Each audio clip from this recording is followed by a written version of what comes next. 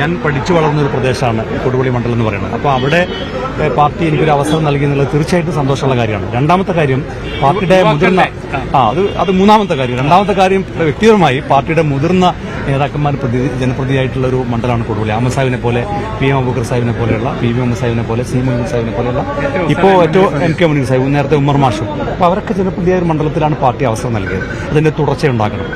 പിന്നെ യുവജനങ്ങൾക്ക് ലീഗിന്റെ കോട്ടയാണ്, യു ഡി എഫിന്റെ ഉരുക്ക് കോട്ടയാണ്. പിന്നെ യുവജനങ്ങൾക്ക് ഇതുപോലെ പ്രാതിനിധ്യം ലീഗിന്റെ ചരിത്രത്തിലുണ്ടായിട്ടില്ല. ഏറ്റവും ഉയർന്ന പ്രാതിനിധ്യം. ഇപ്പോൾ ഇടതുപക്ഷത്തിന്റെ സ്ഥാനാർത്ഥി പട്ടിക, CPM-നൊക്കെ സ്ഥാനാർത്ഥി പട്ടിക വന്നപ്പോൾ യുവാക്കൾക്ക് വലിയ അവഗണന നേരിട്ടു എന്നൊരു ആക്ഷേപം പൊതുവിൽ പുറത്തു വന്നൊരു സമയത്താണ് 27 പേരിൽ 5 പേരെ, അത് നേരത്തെ ഉള്ളവരെ കൂടാതെയാണ്, ഇപ്പോൾ നജീബ് കാന്തപുരവും AK അഷ്റഫിനെ പോലെയുള്ളവരൊക്കെ പുറമെ 5 പേരെ, അതെ പുതിയ ആളുകൾ വന്നു. പ്രത്യേകിച്ച് പിന്നെ PK നവാസ് താനൂരിൽ വന്നു, അതുപോലെ TP അഷ്റഫ് അലി കൊണ്ടോട്ടിൽ വന്നു, ഫൈസൽ ബാബു കോഴിക്കോട് സൗത്തിൽ വന്നു, ഫാത്തിമ തൈലിയ പേരാമ്പ്രയിൽ വന്നു.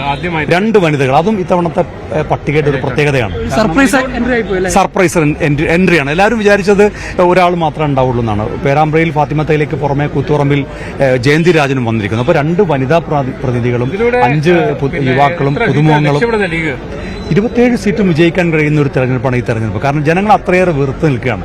കഴിഞ്ഞ 10 വർഷത്തെ ഇടതുപക്ഷത്തിന്റെ ദുർഭരണം അവസാനിപ്പിച്ച് കേരളത്തിലൊരു ഭരണമാറ്റം ഉണ്ടാകണമെന്ന് ആഗ്രഹിക്കുന്നത് UDF-ന് അനുകൂലമായി ചിന്തിക്കുന്ന UDF-ന്റെ പ്രവർത്തകർ മാത്രമല്ല, ഇടതുപക്ഷ അനുഭാവികൾ പോലും ആ നിലയ്ക്ക് ചിന്തിക്കുന്നത്. അതുകൊണ്ടാണ് CPM-നകത്ത്, CPM ഒരു കേഡർ പാർട്ടിയാണ്, CPM-നകത്ത് ഇത്രയും വലിയ ആഭ്യന്തര പ്രശ്നങ്ങൾ നമ്മുടെ ചരിത്രത്തിൽ നമ്മൾ കേൾവിയില്ലാത്തൊരു സംഭവമാണ്. അത്രയധികം ആളുകൾ